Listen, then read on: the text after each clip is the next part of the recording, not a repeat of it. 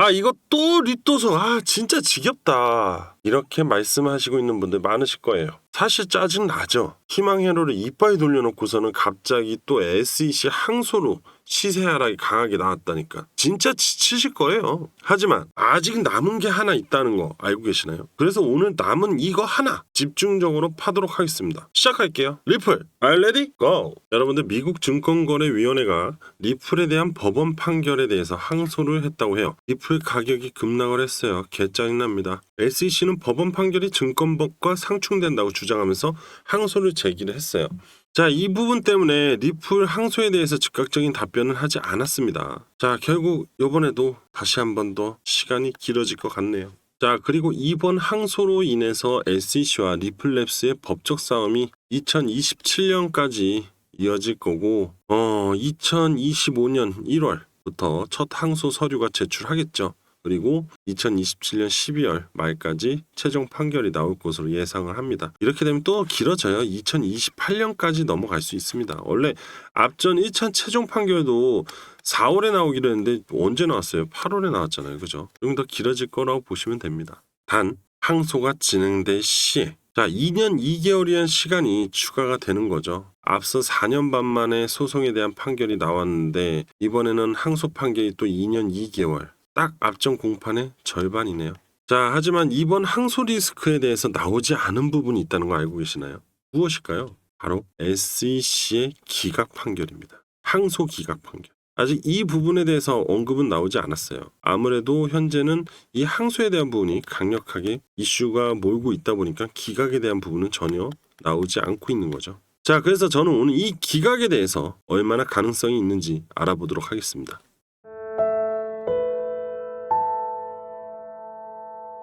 자, SEC가 리플 판결의 중간 항소를 기각을 했다고 합니다. 뭐야 갑자기? 웬 기각? 자, 바로 작년에 보도가 된 겁니다. 자, 이건 뭘 얘기를 하냐? 판례죠. 사례를 먼저 말씀을 드리는 겁니다. 앞전 SEC와 XRP 간에 한 번의 기각이 있었다는 거. 정말 중요할 겁니다. 이제 앞으로 나올 부분에 대해서. 자, 2023년 7월 SEC와 리플 간의 소송에 대한 중요한 판결이 나왔었어요. 이 판결에서 법원은요, 리플이 XRP가 증권으로 간주되지 않았다고 했습니다. 하지만 SEC는요, XRP가 리플 사업에 대한 투자로 간주되어야 하고 따라서 증권으로 등록이 되어야 한다고 주장을 했어요. 법원은 결국 받아들이지 않았습니다. SEC가요, 결국 항소를 했어요. SEC가 XRP 토큰의 증권법 위반 소지에 대한 실질적인 근거를 제시를 못했다 하면서 법원이 기각을 날립니다. 기각! 왜? 근거를 제출하지 못했기 때문에. 그죠? 이게 가장 중요한 겁니다. 자, 특정 부분이 잘못 결정됐으며 별도의 소송의 제기에 추가 검토하겠다고 이때 SEC가 다시 얘기했어요. 하지만 아무 일도 없었죠. 자, 그리고 SEC와 가상자산 거래소인 바이낸스나 코인베이스하고 진행 중인 소송도 이것 때문에 또 영향을 받을 거라고 지금 다들 예상을 하고 있는데 저는 이미 영향을 받고 있다고 보고 있어요. 그럼 이 사례들도 한번 볼게요. 바이낸스를 한번 볼까요? 자, 이 사건 되게 어이가 없습니다. SEC가 바이낸스를 미등록된 증권거래소로 운영이 되고 있다고 얘기를 해요. 자, 해외 거래소를 좀 아시는 분들은 바이낸스가 미등록 증권거래소라고? 이럴 거예요. 일단 미등록 아니죠. 증권거래소 아니죠. 근데 SEC는 무슨 어이없는 주장을 하고 있는 걸까요? 자, 이 근거 제시했을까요? 아니죠. 그죠? SEC가요, 바이낸스가 고객에게 제공하는 서비스와 거래되는 암호화폐가 증권의 정의에 해당이 된다고 주장합니다. 자, 주장은 좋아. 그럼 입증을 해라. 입증했을까요? 아니죠. 그래서 법원은요, SEC가 일부 요청한 부분에 대해서 뭘 했냐? 기각을 날려버립니다. 또 기각이네요. 자, 앞에서도 기각, 이번에도 기각. 자, 그렇게 하면서 입증을 못하니까 이 SEC가 어이없는 짓을 합니다. 일부 가상자산에 대한 증권성 입증을 포기하겠다. 이게 무슨 말인가요? 코에 걸면 코걸이, 귀에 걸면 귀걸이. 결국 SEC는요, 지금 본인들이 갖고 있는 권력을 남용하고 있는 중이다. 법원은 이걸 알고 있다는 거죠. 그래서 기각이 나오는 거예요. 자, 이번 리플과 SEC, 저는 그저 시간 끌기라고밖에 안 보여요. 그럼 뭐예요? 또 권력 남용이죠. 그죠? 자, 이거 입증할 수 있을까요? 그동안도 입증 못했는데. 자, 저는 기각의 결과가 나올 것으로 보고 있습니다. 자, 그럼 항소가 기각이 될 요인들이 어떤 거가 있는지 좀 알아볼까요? 그럼 시작해 볼게요. 첫 번째로 법적 근거의 부족이에요. 이게 뭐냐면 SEC가 제기한 주장이나 증거가 법적으로 충분하지 않거나 설득력이 없을 경우 기각이 됩니다. 두 번째로는 관할권 문제예요. 항소 법원이 사건에 대한 관할권이 없을 수도 있고 SEC의 주장이 해당 법원이 다룰 수 있는 범위를 벗어나는 경우 기각이 될 수도 있어요. 사건의 범위가 이 법원을 넘어설 경우는 기각이 될 수 있다는 거죠. 또 세 번째로 절차적 결함. 항소가 적법한 절차를 따르지 않았거나 제출한 기간 내에 이루어지지 않을 경우 기각이 될 수 있겠죠. 하지만 요 세 번째는 아니겠죠. 자, 네 번째. 명백한 오류가 없을 때 하급 법원의 판결에 명백한 오류가 없다고 판단이 되면 SEC 항소가 기각이 될 수 있습니다. 당연하죠. 앞전 법원의 최종 결과가 명백하다면, 당연히 오류가 없다면 이 또한 마찬가지로 당연히 끌고 가봤자 똑같은 결과가 나오니까 당연히 기각이 될 수밖에 없습니다. 오히려 법원을 무시하는 꼴이 됩니다. 이렇게 되면. 자, 그리고 다섯 번째로 법원의 판례죠. 제가 앞서 계속 판례 그랬잖아요. 바로 이것 때문에요. 유사한 사건의 법원 판례가 SEC에 불리하게 적용할 가능성이 있습니다. 그로 인하면 항소 기각이 가능성이 커질 수밖에 없어요. 지속적으로 SEC가 진행이 되고 있던 부분들에서 계속 판례들이 나왔어. 기각에 대한 판례들이 나왔어요. 그럼 결국 이 리플에 대한 부분도 판례를 적용을 해서 기각이 될 수 있다는 거죠.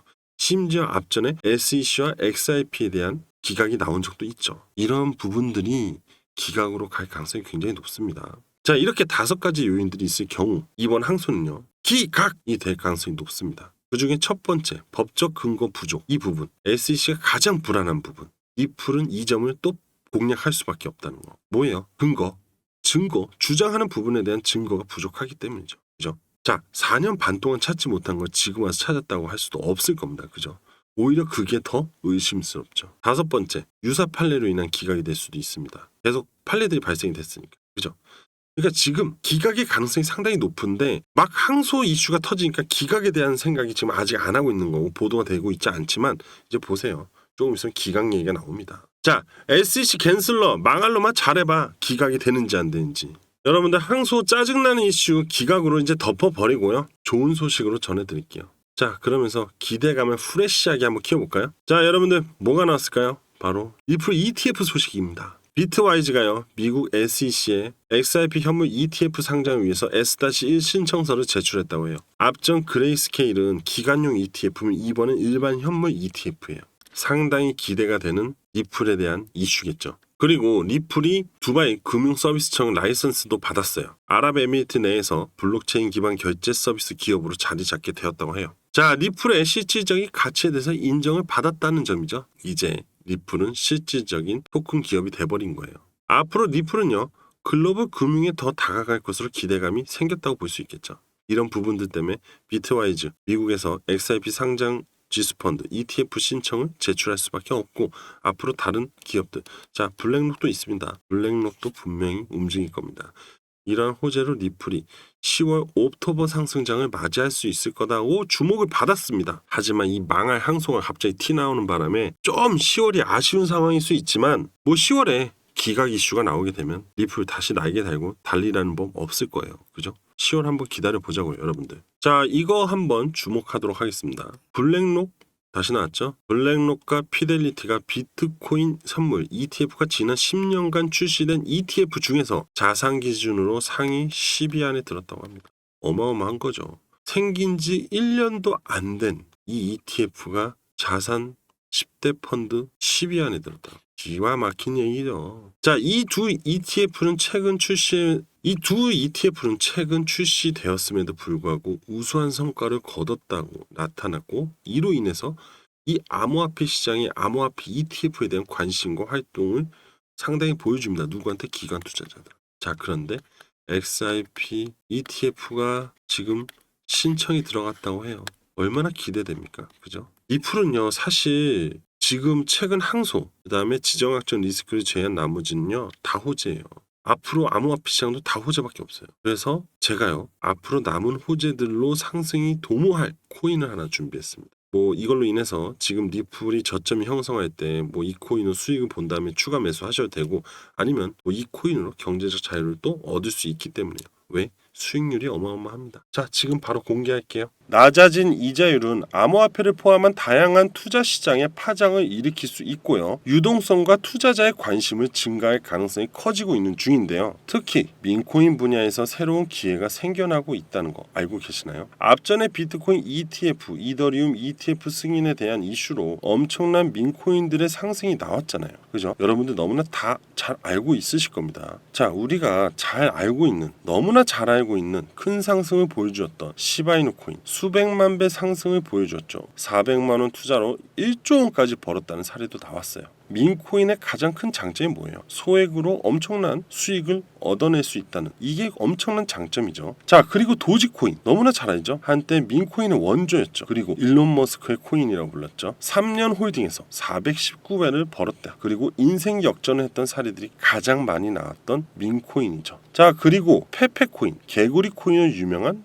민코인, 단기간에 가장 빠른 상승세를 보여준 코인이기도 합니다. 자, 그리고 AI 상당히 유명했습니다. AI가 올해 초에 한참 날렸어요. 최초로 챗 GPT로 만든 민코인이 화제가 되면서 이 터보코인 3개월 만에 시총이 6억 3,800만 달러, 하나로 하면요 약 8,413억까지 상승했던 민코인입니다. 민코인이라는 건 정말 이슈로 인해서 말도 안 되는 급등을 보여주고, 투자자들은 이 민코인으로 경제적 자유를 누릴 수 있는 기회를 얻었죠. 그런데 급등을 한 이 민코인들의 공통적인 특징이 있는 거 알고 있으신가요? 지금 보시는 차트는요, 앞서 말씀드린 코인들의 차트예요. 이들의 차트를 보게 되면요, 하나같이 급등 전에 거래량을 터뜨리고 대량 매집의 흔적을 꼭 보여주고 있어요. 바로 고래의 흔적이죠. 이후에 횡보를 합니다. 그죠? 횡보 후에 아주 민코인답게 이슈를 터뜨리면서 강력한 시세들을 방출하기 시작을 해요. 그죠? 그리고 그 기간 또한 상당히 짧고 빠르게 급등을 하게 됩니다. 자, 전체적으로 보시게 되면 하나같이 똑같은 패턴으로 급등이 나온 걸 다 보실 수 있습니다. 자, 그런데 지금 여기 보시면 물음표인 차트 하나가 있죠.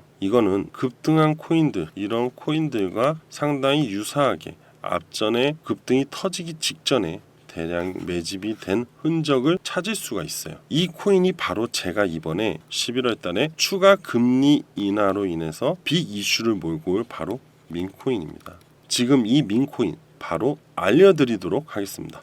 여러분들, 바로 이 민코인입니다. 현재 11월 추가 금리 인하로 인해서 경기 침체를 벗어난다는 의미로 레드 컬러와 황소의 모습을 가지고 있죠. 심지어 이 민코인은 NFT와도 연관이 되어 있어서 보유하시게 되면 나중에 NFT 토큰까지 받을 수 있는 코인이에요. 일석이조를 누릴 수 있는 코인이기도 합니다. 쉽게 말하면 배당을 받는 주식과 유사하다고 볼 수 있겠죠. 자, 그리고 11월 추가 금리로 인해서 50만 배 상승이 나올 이 코인의 차트를 확대해서 보여드릴게요. 아까 그 물음표 있던 코인. 자, 1만 원을 투자해도 50억 수익을 얻을 수 있는 바로 이 민코인입니다. 자, 보시게 되면 다른 급등한 민코인들과 유사한 흐름을 보여주고 있죠. 거래량이 같이 터졌죠. 또 대량 매집이 이루어진 걸 보실 수 있습니다. 자, 이 거래량이 터진 이 구간, 바로 고래들의 대량 매집 활동, 그리고 이 구간 있죠. 다시 한번 또 대량 매집을 하면서 삼각 수렴을 만들어주고 급등이 터지기 직전의 흐름인 거예요. 자, 바로 수렴 이후